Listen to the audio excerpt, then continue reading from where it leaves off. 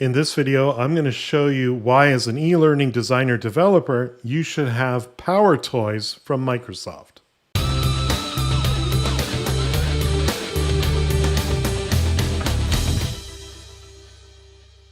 Okay, I know what you're all thinking. Paul's done this video before. In fact, I think I've done it twice before. But unfortunately, or fortunately, depending on how you look at it, software is constantly being updated. New features are added and new capabilities are there. And certainly what I want to do is share with you one of the most important pieces of software that I install on every Windows PC that I use. Let's get started. So the application we're talking about today is PowerToys. Now, officially, this is a beta piece of software, but it's been available for Windows users for a long time now. Certainly all of the time that Windows 11 has been available, and for at least a year, possibly two for Windows 10.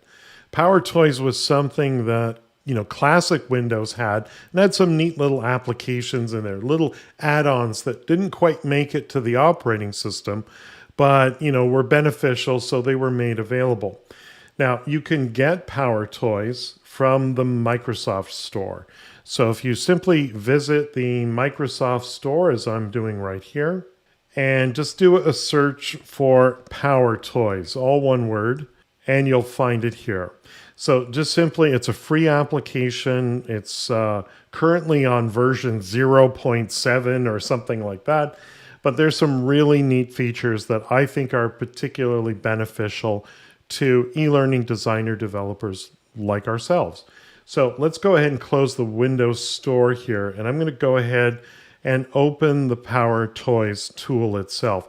Generally speaking, you don't need to be running PowerToys in a window like this. It kind of runs in the background, but there's a bunch of applications that are built in, most cases activated through a keyboard shortcut. And you can customize those keyboard shortcuts. But I've simply learned to, get comfortable with those particular keyboard shortcuts. The first one I want to show you is Color Picker. Now, of course, you're sent logos, you're sent images, you're sent links to websites where they want you to use the brand colors, and sometimes they're not always readily available. So the Color Picker tool is a nice application that you can activate using Windows Shift-C, which I'm going to press right now. And then you get this little follow window next to your cursor that gives you the hex code for the color that your cursor happens to be pointing at. Now, if I go ahead and click on one of the colors that I'm trying to capture, you get this additional window that gives you the hex code, the RGB code, and the HSL code. I don't know what that is myself personally, but I'm sure if you have an application that uses HSL, you'll recognize it. What's kind of cool here is it remembers the colors that you've picked before, and it also has some complementary colors that you can select up here. So quite useful to use if you're trying to capture the look and feel of a particular brand to build their e-learning for them. The next tool that I use quite frequently is FancyZones. Now, if you've been using Windows 11 for a while, you're probably familiar with these FancyZones where you can select different layouts for your application, either by clicking and moving up to the top here for any of your windows, or you can just simply hover over the maximize icon and select where you would like those items to snap to. In this case here, you have your own custom FancyZones that you can create here.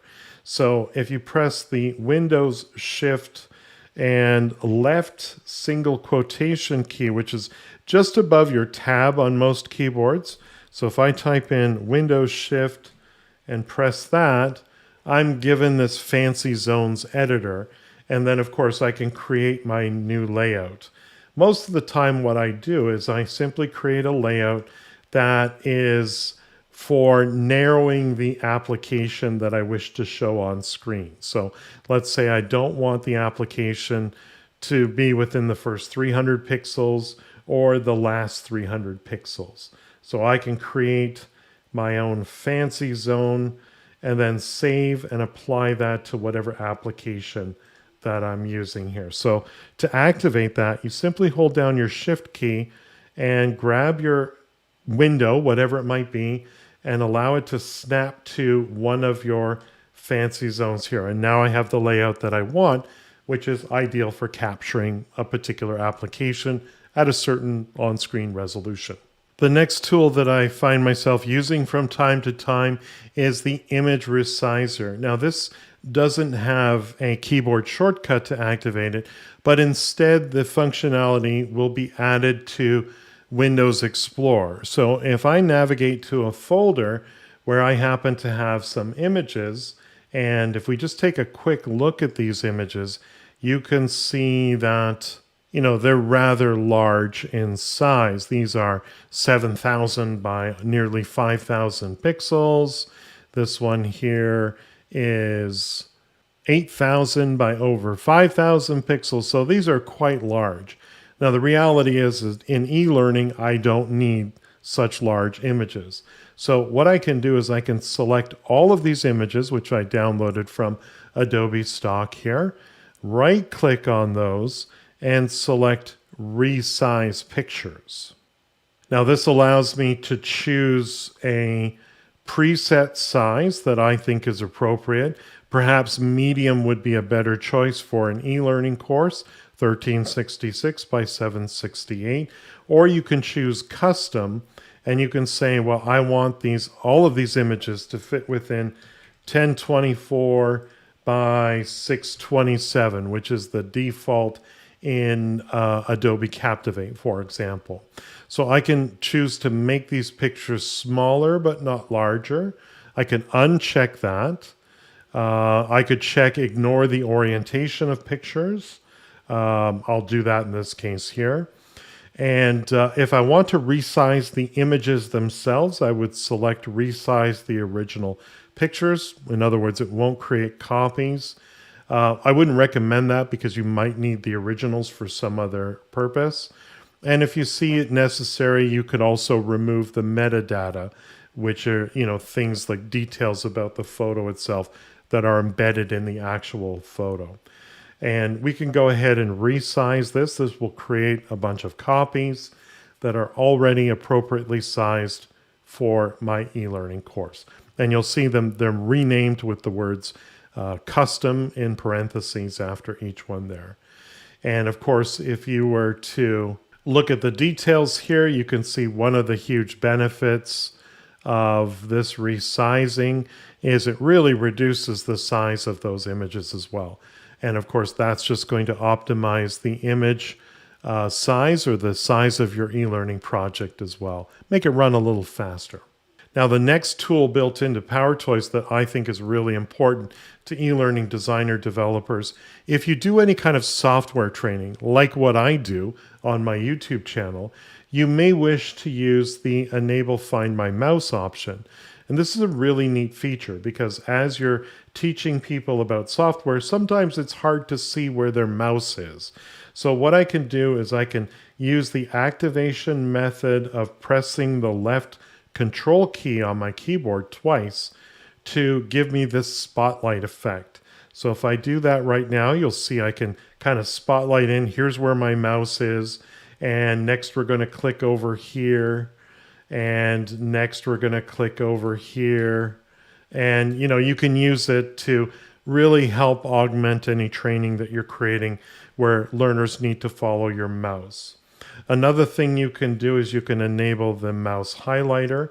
What this does is when you activate this feature by pressing Windows Shift H, every time you click your mouse, you'll see a little highlight on your screen to emphasize that's where the mouse is and that's where I clicked.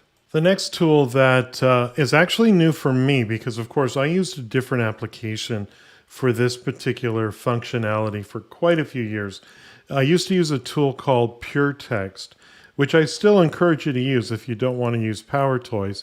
PureText can also be found in the Windows Store. But what's great about paste as plain text, it does exactly that. I don't know how many times I've copied something from an Office document such as PowerPoint or Word, and pasted it into my well-designed e-learning authoring tool course and have it change my fonts and change the color of my fonts and all that stuff here. So this allows you to paste any copied text, sans any of the coloring, any of the formatting, bold, italic, underline, all that stuff will be stripped out. And this is real easy to use because, of course, Control V is your paste keyboard shortcut anyway. You just got to add the Windows key to that, and this works really well. Lastly, I want to make an honorable mention. I've not used this, but I could see how this feature could come in very handy. So let's say someone sends you an image. Perhaps it's an image that is, text, but of course it's part of the image. So I can't simply copy the text as I would. This is a new feature, at least for me anyway, where I can extract the text from an image, and the keyboard shortcut for that is Windows Shift T. Let's try it out on this little meme that I found online. So I'm going to type in Windows Shift T. It's going to give me a crosshair, and I simply draw it around where I wish to capture that text from. I can open whatever application I wish to paste that in. I could simply open up Notepad and we'll paste that in. So it's a little bit off. It's not perfect, but if it was a lot of text, it would save me a lot of time rather than having to type this out all over again. So hopefully you found PowerToys useful and consider installing it. This has not been sponsored by Microsoft or anything like that. It's just a free tool that I know that I've used quite a bit, and it gets installed on every Windows computer that I currently run with. So it's available for free. It's technically still in beta, but it's been in beta for years. I don't know if it'll ever go to version 1.0. I think it's on version 0.7 right now, but hopefully you enjoy it as much as I have. If you thought this video was helpful, please like and share it with your colleagues.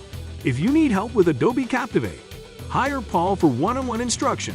Paul's goal is to provide lessons based on your specific needs. Visit his website at CaptivateTeacher.com, and don't forget to subscribe to his YouTube channel.